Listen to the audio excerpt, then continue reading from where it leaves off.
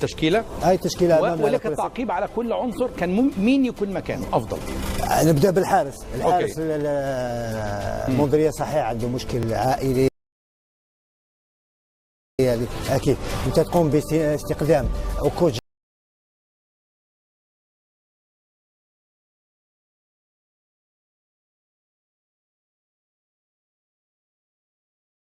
رجعوا من الاعتزال تقريبا لاعب حارس خبره، وفي اول مباراه وفي ثاني مباراه غير موجود على الدكه حتى اصبح ثالث حارس.